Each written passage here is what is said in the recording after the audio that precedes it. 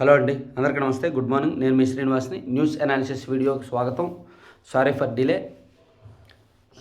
ఇంకొక 2 రోజులు కాస్త ఆలస్యం అవ్వచ్చు అండ్ ఇలాగే రావచ్చు, ఏమీ అనుకోవద్దండి. ప్రస్తుతం ఈరోజు అయితే ల్యాప్టాప్ కూడా అందుబాటులో లేదు. సరే, ప్రతి ఒక్కరూ మన ఛానల్ ఖచ్చితంగా చూసే ప్రతి ఒక్కరూ కూడా లైక్ చేయండి అండ్ షేర్ చేయండి. కొత్త వాళ్ళ చేత సబ్స్క్రైబ్ చేయించండి. ఇక ఈనాడులో ఎంఓయూల వారోత్సవం అని ఒక ప్రధాన వార్త వేశారు. దాని సారాంశం ఏంటంటే, ప్రభుత్వంతో 749 పరిశ్రమలు ఒప్పందం చేసుకున్నాయి, ఎంఓయూలు చేసుకున్నాయి, కానీ గ్రౌండింగ్ అవ్వలేదు.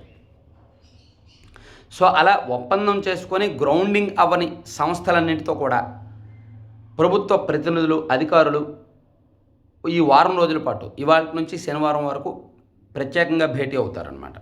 సో ఒక్కొక్క పరిశ్రమకు 40 నిమిషాలు టైం కేటాయించారు.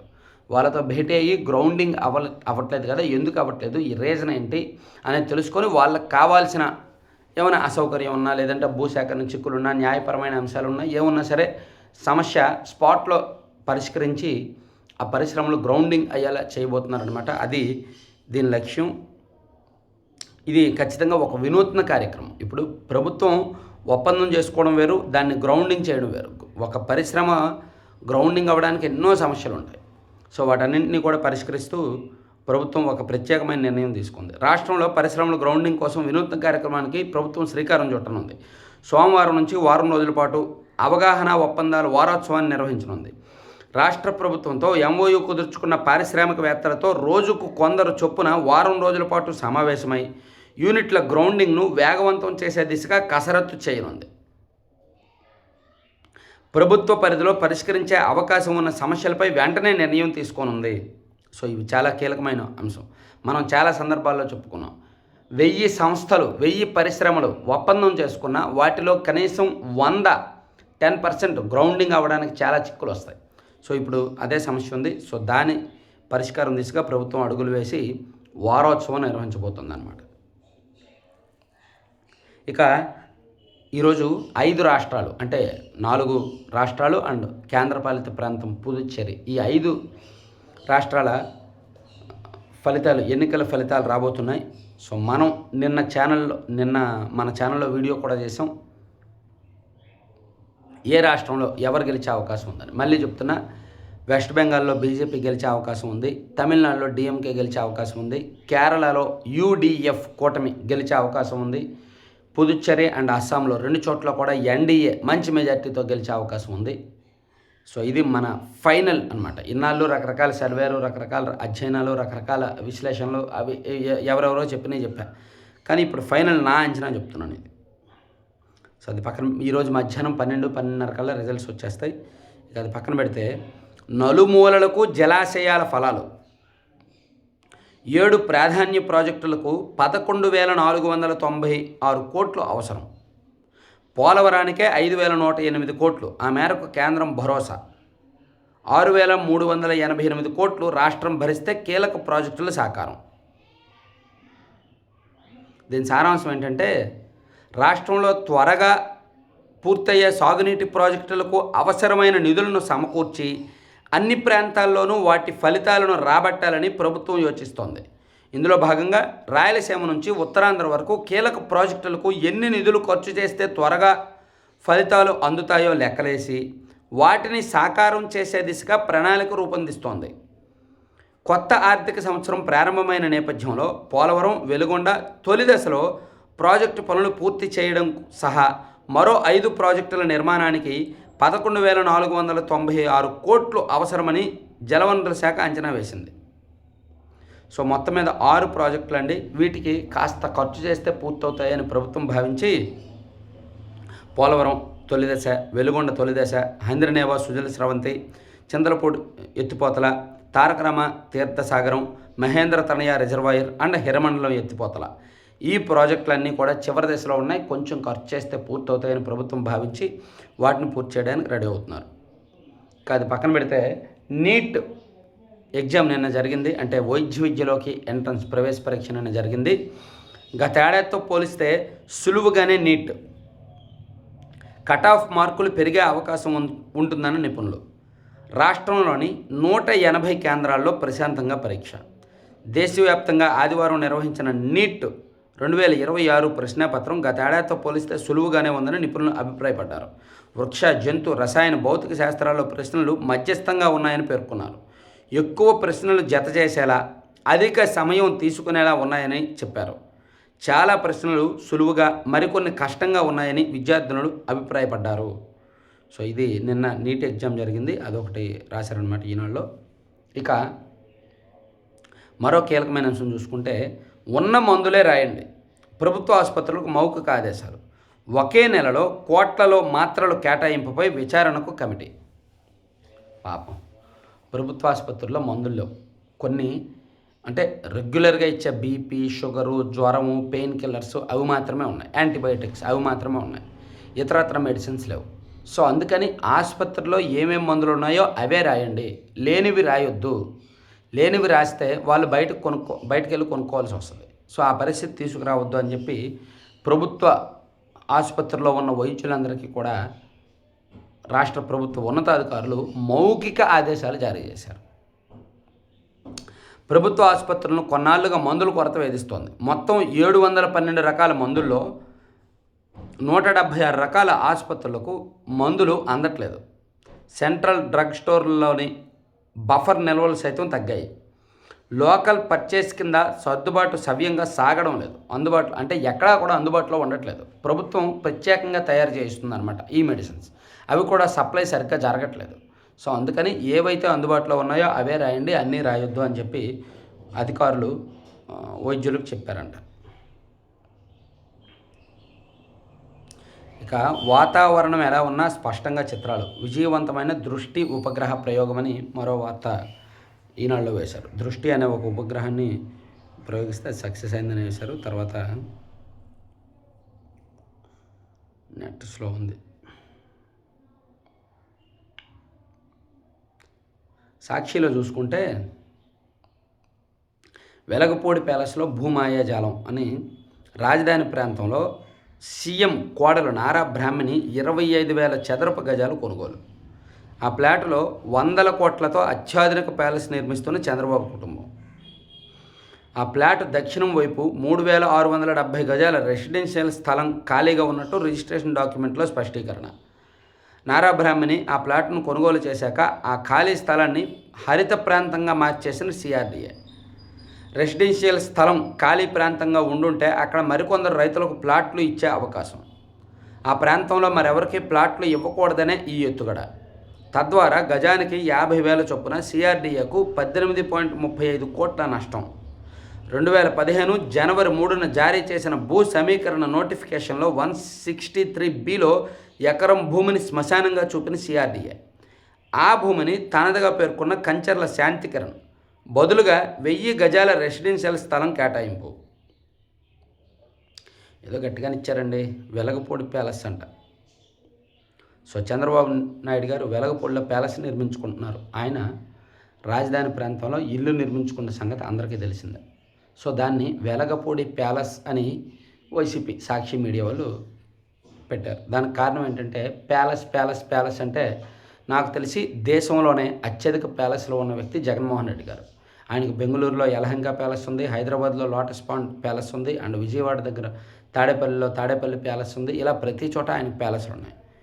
మళ్ళీ అధికారంలోకి వస్తే వైజాగ్ ప్యాలెస్ కూడా ఉండేది, కానీ రాలేదు.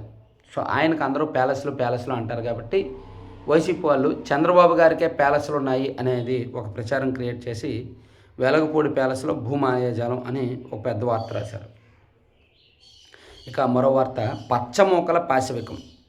రాయచోటిలో మారణాయుధాలతో రెచ్చిపోయిన మంత్రి రాంప్రసాద్ రెడ్డి అనుచరులు. వైఎస్ఆర్సీపీ నేత దశరథ రామిరెడ్డిపై అత్యాయత్నం. తల, చేతిపై వేట కొడవలతో తీవ్ర దాడి. ఆయన అనుచరులపైన విరుచుకుపడ్డ గూండాలు. దశరథ్తో పాటు 2 పరిస్థితి విషమం, మరో 15 మందికి గాయాలు.